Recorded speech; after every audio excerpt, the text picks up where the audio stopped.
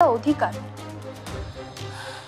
অন্যদিকে ফারহান ভাই যদি ওর দায়িত্ব নাও নেন, তাহলে অন্তত এটা মনে হবে না তুমি তোমার মেয়ের থেকেও তোমার ইগোকে বড় করে দেখেছো।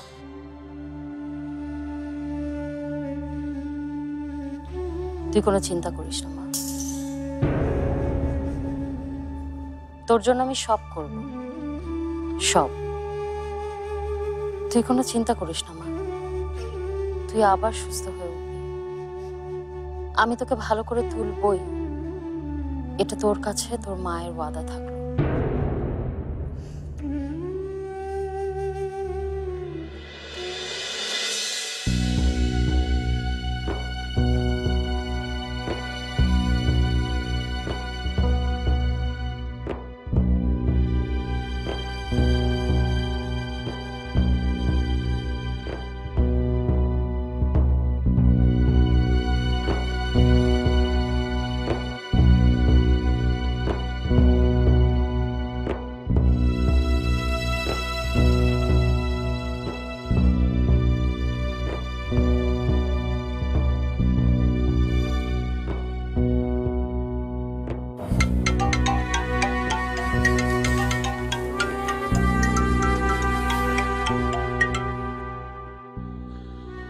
হ্যাঁ মা বলো। কি রে ফারহান, তুই কোথায়? এর আগে কতবার ফোন করলাম, তুই ফোন ধরছিস না কেন? এই তো রাস্তায় ফিরছি। গাড়ি ছেড়ে গেছিস, অফিসে ফোন করলাম, কেউ কিছু বলতে পারছে না। তোর কি হয়েছে? কিছু না মা, একটা বন্ধুর কাছে আটকা পড়ে গিয়েছিলাম।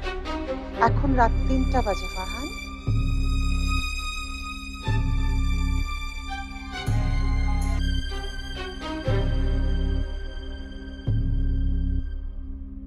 মা তুমি শুয়ে পড়ো।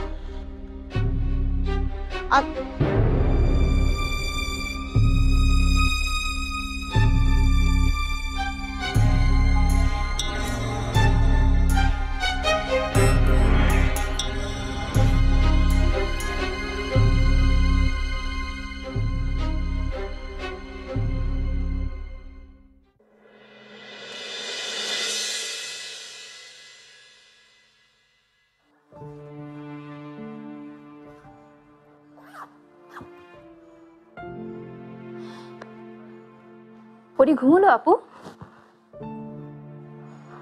কি করছিস তুই?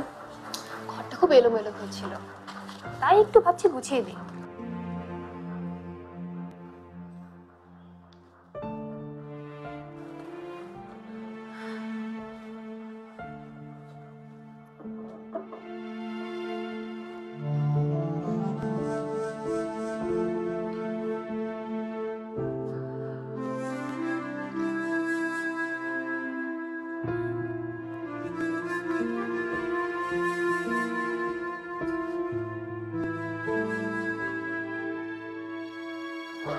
কি হয়েছে আপু?